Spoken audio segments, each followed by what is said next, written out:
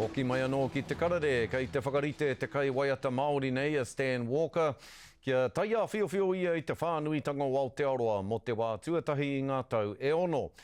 He tira puoro me tāna pēne katautoko iaia.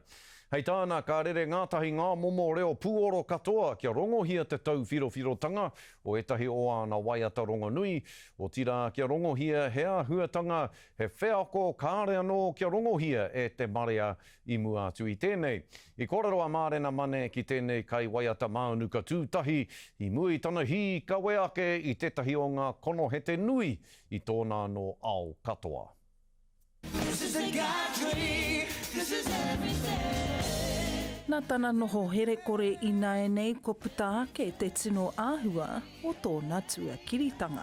I want it to be huge and it's going to be a big stage with a lot of people on there, and I want everybody to be seen on that stage too, not hidden just because their background sound or they only play this. I want everybody to be seen by people so that people can connect with all the different people on their stage. Kua hoki anō ia ki ngā waiata i whakatū ai i tōna ara puoro, tai atu ki te waiata Black Box, te wāhi i timata ai, ngā mea katoa. What memories surface for you as you bring that song back to life again? It's the first time since Idol that I've watched any of these videos. And I was, every time I spoke, every time I sang, I was cringing hard out. I know I misbehave and you made your mistakes and we both still got... It was so beautiful to see like who I was and where I was at the time. And to be honest, I think I just forgot that who was there at that time, and there's a lot of people that has passed since then. My dad's passed, my favourite auntie's passed, another one of my aunties, Edna Clark, has passed, my uncle's passed, and they're all in these videos, all in these episodes that I cringe at myself, but like, it's so beautiful to reminisce and introduce my kids to where I started. E koke haere ana tana harenga reo, e whakapau kahana ia kia noho ko te reo Māori hei wāhanga o tōna ao, ia te rā.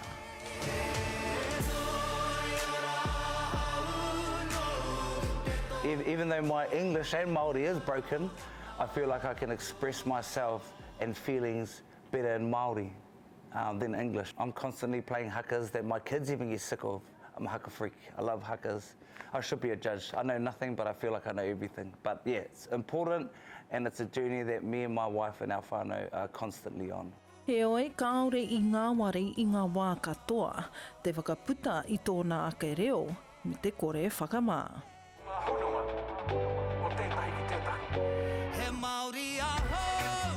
Those same people who say, throwing the rail down our throats, and same people like, bloody Maoris, they always have to do this.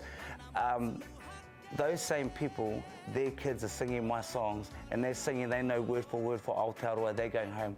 This is how we change people, as we use our gifts and we use our platforms to inspire people, because when you can inspire people, then they're open to listening, and then you can change their hearts. So that's my goal.